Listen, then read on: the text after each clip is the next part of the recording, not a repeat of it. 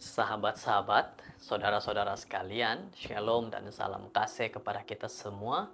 Puji syukur, saudara bersama di dalam firman Tuhan hari ini lagi untuk kita sama-sama dengarkan dan renungkan nasihat Tuhan. Mari kita berdoa. Tuhan Allah Bapa di surga, pimpinlah kami agar kami dapat mendengar, melihat, dan memahami firman Tuhan ini dengan begitu jelas. Terima kasih Bapa dalam nama-Mu. Amin. Saudara-saudara, hari ini kita akan mempelajari satu lagi renungan yang benar-benar membawa kepada kita melihat bagaimana persahabatan kita. Judul firman Tuhan hari ini adalah Sahabat Sejati. Maj 17. Ayat renungan Amsal 17 ayat 7. Seorang sahabat menaruh kasih setiap waktu dan menjadi seorang saudara dalam kesukaran. Ada cerita yang akan sama-sama kita dengarkan. Seorang Ireland yang bernama Cliff Staples, 1898 sehingga 1963, penulis esai, penulis novel, pengkritik sastra, dan pengarang The Chronicles of Narnia, antara karya terkenal lain, meninggalkan pengajiannya di University Oxford untuk mendaftar di tentara British dan mempertahankan Great Britain daripada kemarahan Jerman.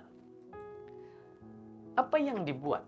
Pada hari yang sama, dia memasuki usia 18 tahun. Dia tiba di Somme, Prancis. Di sana, dia ditempatkan dalam peperangan kubu parit berisiko tinggi. Saudara-saudara, di sebelahnya ialah Paddy Moray, kawan baik yang telah mengikut jejak Cliff. Dalam keadaan seperti itu, kedua-dua lelaki muda berjanji satu sama lain bahwa jika salah seorang daripada mereka mati dan seorang lagi terselamat, yang terselamat akan menjaga ibu bapak masing-masing. Bapak Cliff ialah seorang duda yang telah kehilangan istri ketika budak laki itu berusia 8 tahun dan ibu Paddy telah bercerai. Kedua-dua anak muda itu cedera parah di medan perang. Cliff terkena peluru British yang tidak kena tepat pada sasaran. Saudara-saudara, setelah menjalani pemulihan yang lama, akhirnya dia sembuh. Nasib Paddy berbeza.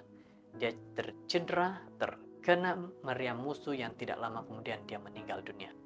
Mayatnya tidak pernah diantar balik dan dibiarkan terkubur di selatan Peroni, Prancis. Jadi Cliff menjaga ibu dan kakak kawannya.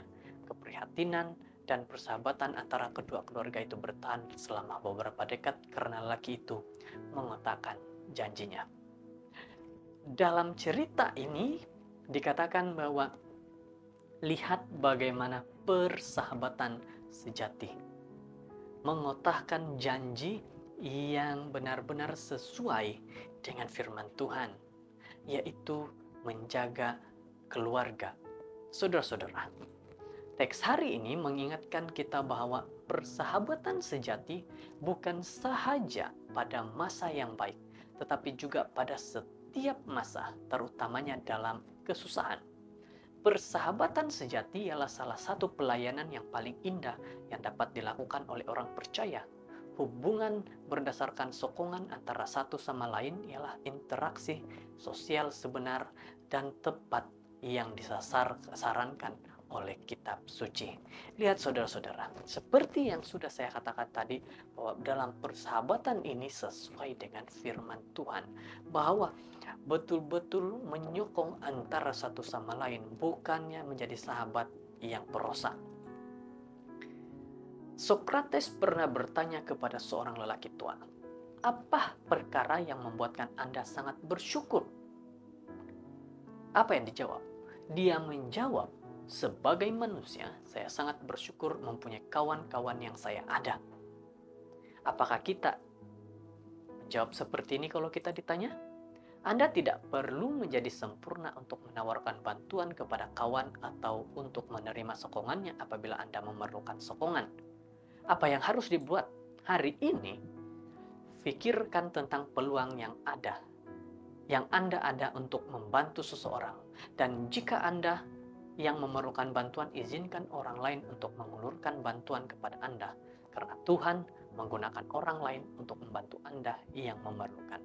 Saudara-saudara yang terkasih, firman Tuhan ini begitu jelas kepada kita. Sahabat sejati adalah orang yang membantu, dan juga orang yang akan membantu kita juga. Kita membantu orang tersebut, orang juga membantu kita. Jadi inilah persahabatan yang Tuhan inginkan dalam hidup kita, dalam perhubungan kita dengan orang-orang sekitar kita. Semoga apa yang kita sudah pelajari hari ini menjadi satu dorongan untuk bersama dengan sahabat yang sejati. Kita berdoa. Tuhan, terima kasih atas firman-Mu yang begitu baik dan membangun. Terima kasih nasihat-Mu agar kami memiliki seorang sahabat dan kami menjadi seorang sahabat yang sejati juga. Terima kasih Bapa, dalam nama Yesus. Amin.